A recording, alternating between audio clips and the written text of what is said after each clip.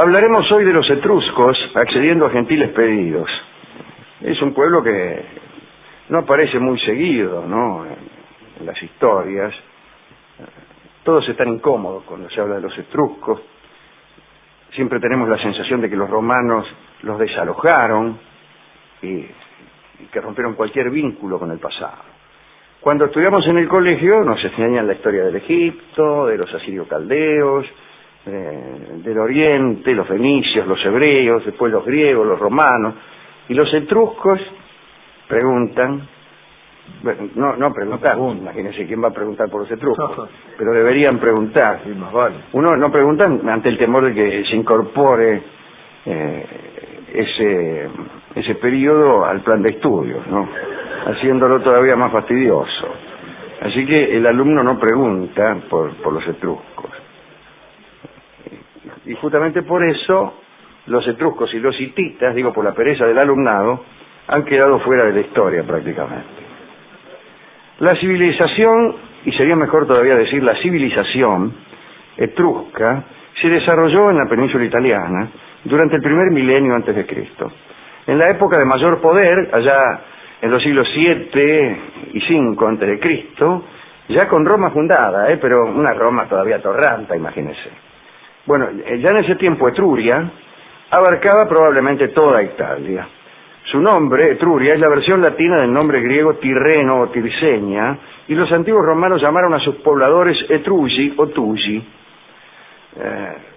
Y de ahí se deriva el nombre de la actual región italiana que se llama Toscana. No sé cómo se deriva después de un largo asunto, ¿no?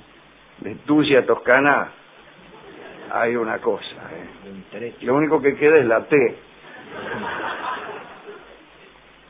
En cuanto a los orígenes de los etruscos, existen, no diré que muchas especulaciones, porque yo en mi vida no he visto a nadie especular sobre el origen de los etruscos. Sin embargo, acá en el texto dice que existen muchas especulaciones, ninguna de las cuales fue vista por mí jamás. Mire que he visto cosas, pero especulaciones sobre el origen de los etruscos no es lo más común. Nunca en la vida, y menos en la radio. Y en la tele menos. El caso es que es un pueblo extraño en ese sentido, en el sentido de que todo el mundo especula sobre su origen, digo yo. No, en el sentido de que nadie sabe de dónde ha venido, como sucede con los vascos. El griego Herodoto, nuestro amigo Herodoto de Halicarnaso, decía que los etruscos provenían de Lidia, no Libia, que es en el África, sino Lidia, que es en el Asia Menor. Pero conviene siempre desconfiar de Herodoto, ¿no? Después Tito Livio,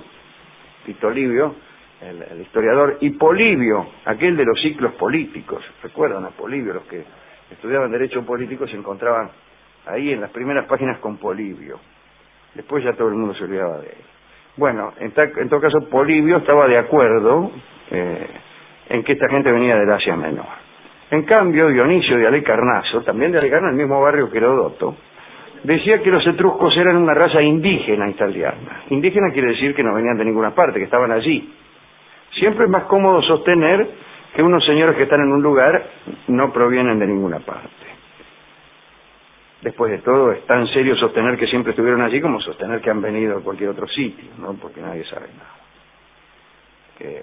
Sabemos que sí, allá por el año 1000 a.C. estaban ahí los ñatos. Los etruscos hacían continuamente alianzas entre ciudades para obtener ganancias económicas y políticas, y a su vez los griegos, los romanos, los cartagineses, los que compartían aquella época con los etruscos, solían aliarse entre sí para jorobar a este pueblo. De todos modos, allá por el siglo V antes de Cristo, el poder de los etruscos fue reducido. Los romanos sometieron la mayor parte del centro y sur de la península, como saben ustedes, y muchas ciudades etruscas quedaron bajo el dominio de Roma. Una serie de guerras civiles hicieron que las ciudades etruscas aceptaran finalmente la ciudadanía romana, y estaba nuestro amigo Lucio Cornelio Sila, que era el terror de las poblaciones etruscas. Sila, ¿no? Atacó ciudades enteras, tomó posesión de tierras, y muy pronto el pueblo etrusco quedó totalmente romanizado, quedó oculto bajo el poder romano. Vamos a comentar, una vez hecho todo este aburrido introito, algunas particularidades de este pueblo. El idioma se ha perdido casi en su totalidad. Una de las últimas personas que sabía hablar el etrusco era el emperador Claudio. El emperador Claudio era, además de un ser abyecto, un gran erudito, un gran lector y un aficionado a la filología. Bueno, en la medida en que se podía ser filólogo en el siglo I, ¿no? Bueno, ese sabía hablar el etrusco. Y fue una de las últimas personas, probablemente la última. Aunque a lo mejor, claro, si no había otro que lo supiera, pienso en este último acto, ¿cómo sabían que Claudio hablaba el etrusco y nos estaba burlando de todo? Pero para eso era el emperador y tenía derecho a hacernos creer que sus balbuceos de borracho eran redondamente el etrusco. Vamos a hablar de algunas particularidades. Por ejemplo, de cómo medían el tiempo los etruscos. No contaban los días de medianoche a medianoche, como hacemos nosotros, o como hacían los babilonios. Tampoco lo hacían de una aurora a la siguiente, como los atenienses. Tampoco lo hacían como los hebreos, de una puesta de sol a otra. Los contaban de mediodía a mediodía.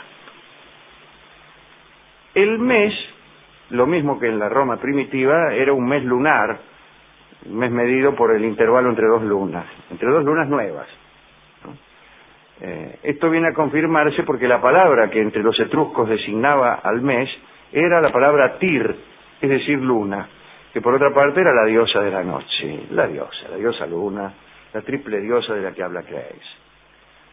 Los etruscos, en la luna llena que estaba justo en el centro del mes, imagínense, si usted mira el mes de luna nueva a luna nueva, en el medio justo le queda la luna llena. Bueno, en el medio del mes tenía esa luna llena y allí se celebraba el día de los idus, y de los etruscos tomaron este nombre los romanos, que también llamaban idus al centro del mes. Recuérdese los idus de marzo, aquella célebre fecha en la que fue muerto nuestro amigo Julio César, y que da título al libro maravilloso de Thornton Wilder, que yo recomiendo leerlos, idus de marzo. Vayan ahora mismo. ¿Está cerrado acá enfrente? A las 10 cierra. Sí, vale. Golpéenle, Sí, golpéenle que les abra, a fichar, que dice, véndame por favor el libro de Thornton Wilder que se llama Los idus de marzo, siendo que idus significa luna llena, aquella que está exactamente en medio del mes, le dice usted al empleado, si es que lo atiende a alguien, cosa que dudo. Sí. Y además si lo atienden y usted le empieza No a hablar creo que de todo esto, le va a es probable complicar. que se fastidie. Sí. El empleado, porque es proverbial el fastidio de los empleados a quienes uno a las 2 de la mañana les explica qué cosa es un idus. De todos modos, ciertos eruditos dan una interpretación curiosa a este término, idus. Parece que itis quería decir confianza en Júpiter, a quien desde luego también adoraban los etruscos, ¿no? O también confianza en la luz. De allí que celebraban los etruscos, aquellos idus, los días en que particularmente eran luminosos, dado que a la puesta de sol seguía el brillo de la luna con una gran claridad, particularmente en aquellas ciudades donde no había iluminación. Alguno le saltará y dirá, y si estaba nublado, bueno, ante esa objeción conviene dar por terminado el programa.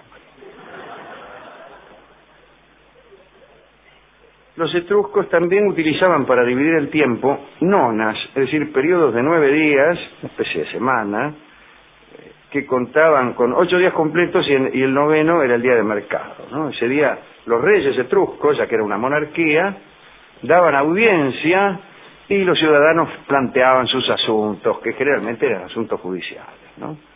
Gracias a algunos historiadores antiguos se han conservado los nombres de 8 meses etruscos, de los 13 que probablemente tendría.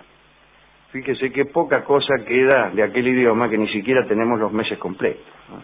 La serie comenzaba en marzo, al igual que en la Roma primitiva. En ese mes, empezaba el año, yo qué sé, ¿no? Marzo se llamaba Belcitans, Cabreas era el mes de abril, Ampiles el de mayo, Aclus el de junio, Traneus julio, Erimos agosto, Helius septiembre y Sochefer octubre. Y ya está, no tenían, ¿no? Ellos sabían, pero nosotros no. Ahora, ¿de qué sirve saberlo? Es una pregunta interesante. Por lo menos. Es una pregunta interesante. Sirve de lo mismo que sirve oír esto que estoy diciendo. Es decir, si uno es, por ejemplo, una gallina, no le sirve para nada. Su performance en el gallinero sigue haciendo la misma, no entenderán nada.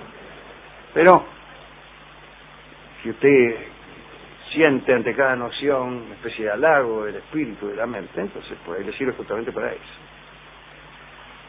De todos modos, Julio César, como sabemos todos, reordenó el calendario. Bueno, el año que vivimos nosotros prácticamente lo inventó Julio César, después vino el Papa Gregorio, hizo algunas pequeñas modificaciones, pero fue Julio César el que inventó el año tal cual es. Abil quería decir año en etrusco, le digo por si alguno va a Etruria. Cada año que pasaba, cada abil que pasaba, digo, se me pegó el acento. De andar tanto con... Luego esa gente que va a Madrid y vuelve y dice, vale, hombre. Sí, vale. Bueno, yo anduve por Etruria y se me pegó el acento en la E. Parece que cada año que pasaba los etruscos insertaban un clavo en un muro del templo de la diosa Nortia, y esta ceremonia, que simbolizaba desde luego el paso del tiempo, fue adoptada por los romanos y más tarde aplicada en el templo de Júpiter Capitolino, donde también clavaban un clavo todos los años. De todos modos, la cantidad de clavos nunca puede ser demasiado llamativa. La historia toda de los romanos dura 1000 años y nadie se va a asustar por 1000 clavos. ¿No? Tendríamos que clavar uno por día entonces, pero eso ya resultaría un poco engorroso, en fin. Finalmente estaban los siglos. Un siglo entre los etruscos no duraba 100 años, sino que era de duración variable y correspondía a la duración máxima de una existencia humana. Según parece, estaba durando 119 años, que era lo que había vivido un tipo.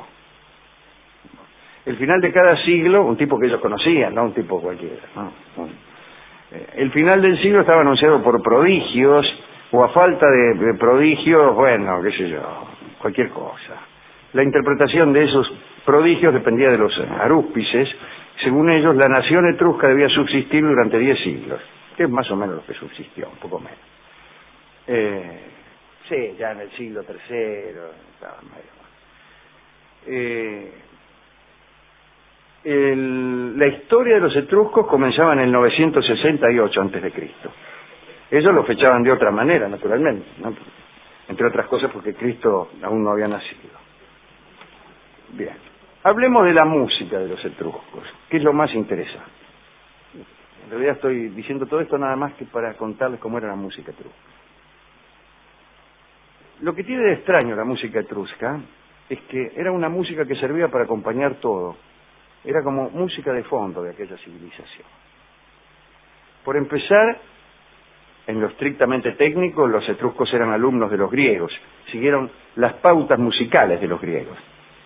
Pero la música les servía para compasar el movimiento de los danzarines. Te dirá, bueno, eso es usual. Pero también intervenía en la liturgia de las ceremonias religiosas, acompañaba a las tropas de combate. Seguimos yendo bien. Pero Aristóteles contó que los etruscos tocaban música durante los combates de boxeo. O sea que estaban ahí los boxeadores y sonaba...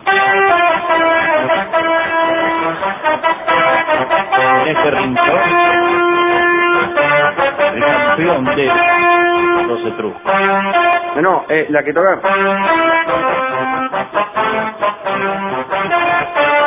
La cabalgata, ¿no? Claro. La cabalgata deportiva del siglo. Claro, el boxeo.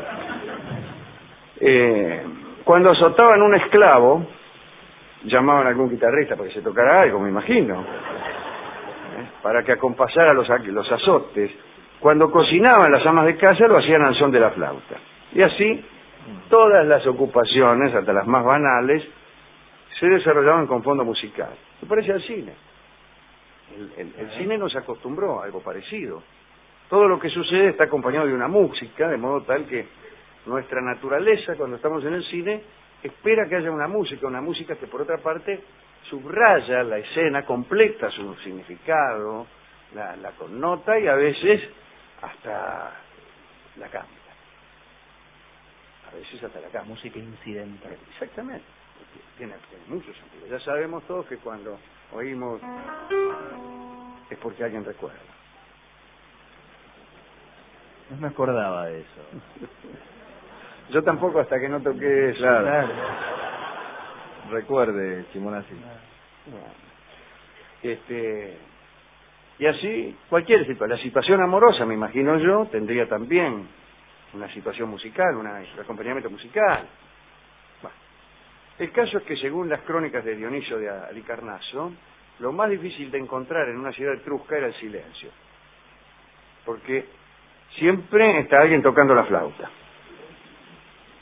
Aristóteles cuenta que aun cuando amasaban pan, utilizaban la música y hasta dejaban de amasar si el músico se callaba.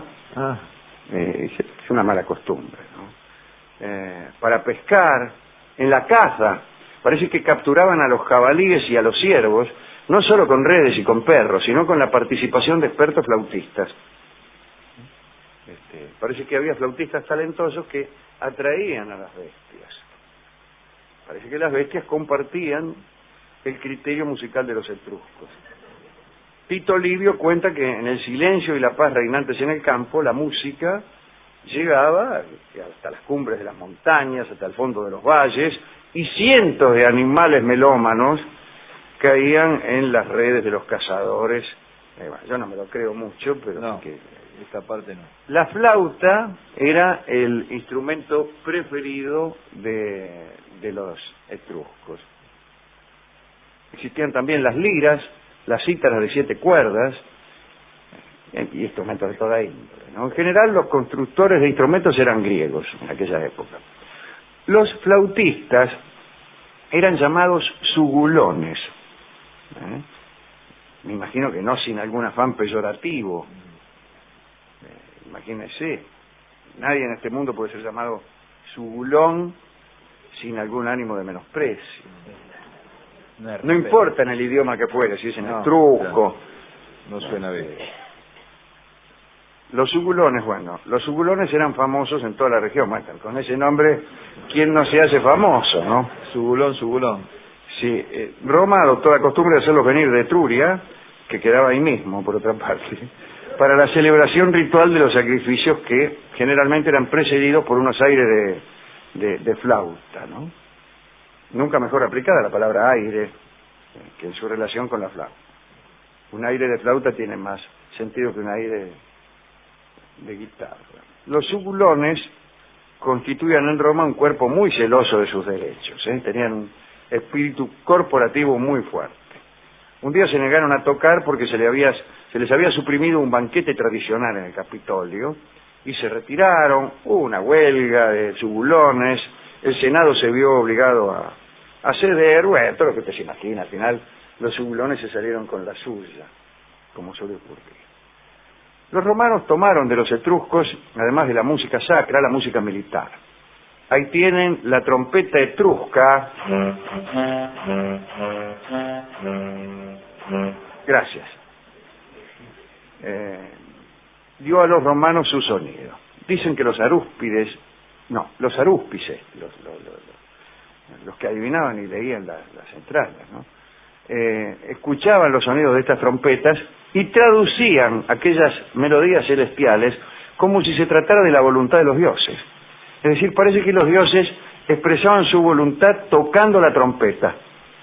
Y entonces los críticos, es decir, los arúspices, traducían aquella música que suponían tocada por los dioses. Extraordinario, ¿no?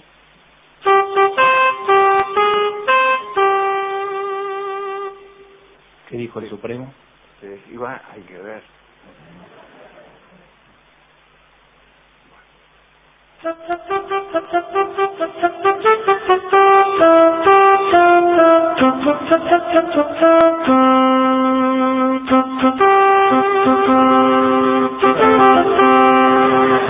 He-Man.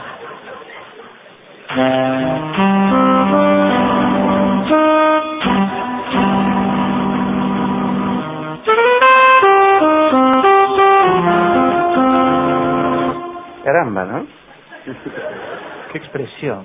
Bueno, hablemos para terminar de un juego llamado Fersu, que... Bueno, ya hemos hablado de la música, pero no hablamos nada de la música. Lo que he dicho es nada. No sabemos nada de la música de la antigüedad porque no había forma de anotarla. Todo lo que se dice es repetir cosas que se han escrito acerca de la música. O sea, son metáforas, sustituciones, pero ningún dato. Es como si todo lo que supiéramos de la voz de un gran cantante fueran testimonios de los poetas. Como ocurre con las grandes cantantes del siglo XIX, que no había grabación. Entonces sabemos lo que decían los críticos. La Patti con su maravillosa magia, es una voz que parece provenir del cielo y enciende el corazón. ¿Qué sé yo? Sé cómo escribía un tipo, pero no sé cómo cantaba ella. Sé mucho del crítico, un poco macarrónico para escribir. Bien. Entonces, todo esto que decimos de la música no existe. No sirve. No. Pero el juego de Fersu era un combate y al mismo tiempo un suplicio, y preanunciaba los martirios del anfiteatro romano.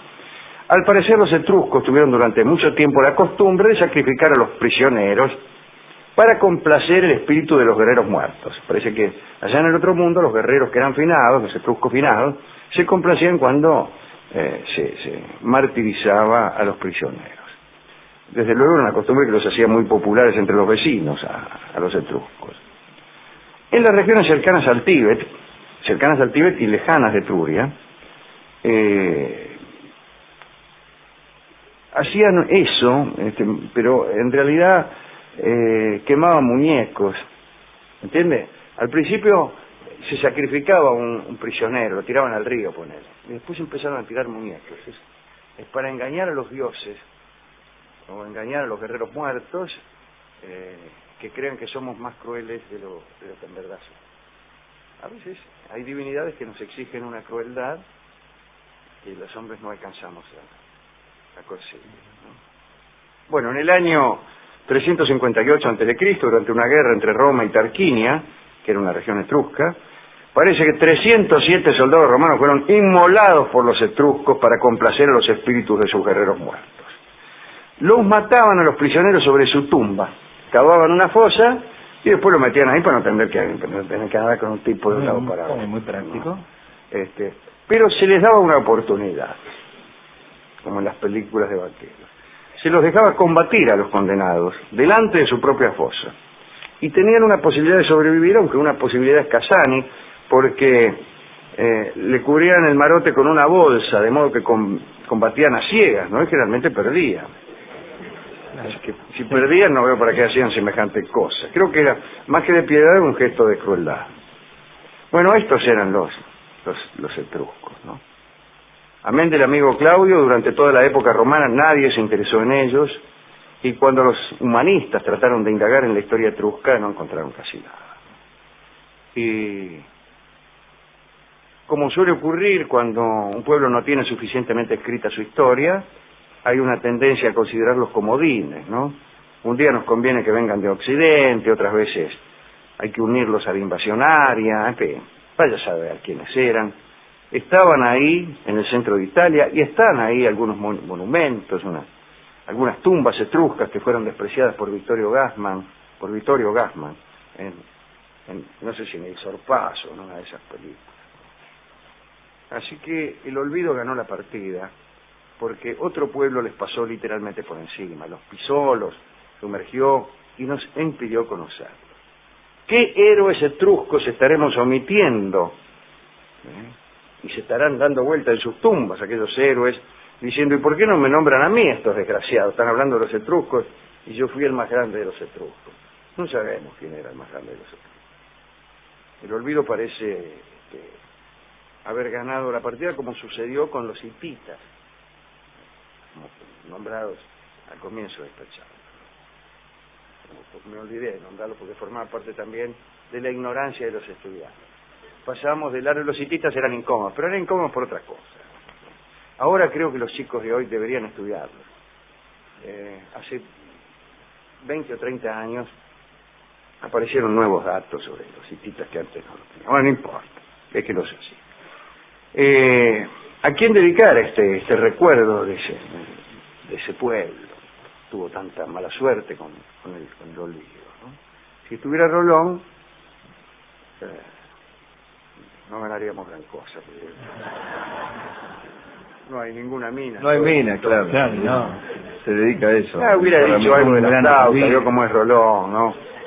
Algún chiste sobre Bartolo que toca la flauta, sobre un agujerito solo. No, yo a los subulones y a los subuloncitos. A la musicalidad, los subulitos también. Subulitos. Sí. Esta musicalidad que acompañaba todo. Vaya a saber, ¿no? Por ahí tocaban muy mal. Bueno, no lo sabemos. No lo sabemos. ¿No? Sí, bueno, esta idea del cine también de acompañar la percepción con música. Idea que el cine heredó del teatro. El teatro también tenía sus músicos. Claro, en vivo. Bueno, y a este perfecto etrusco que estamos hablando ahora. Este idioma perfectamente etrusco en el que nos expresamos. Hemos resuelto, ya que los etruscos eran buenos músicos, ilustrar esta pequeña recordación con un tango que tiene el nombre de un instrumento, que es la guitarrita. Probablemente se refiere a la cítara, y ya eludiremos en este programa la explicación del tránsito que va entre cítara y guitarra.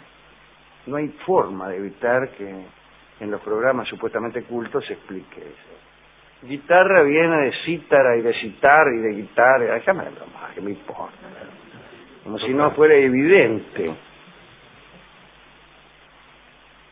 La guitarrita se llama este tango. Es un tango de Eduardo Arolas, cuya reputación de filólogo es ciertamente inferior a la de bandoneonista. De todos modos, se las ingenió para componer un tango dedicado a los etruscos. La guitarrita la toca Juanjo Domínguez.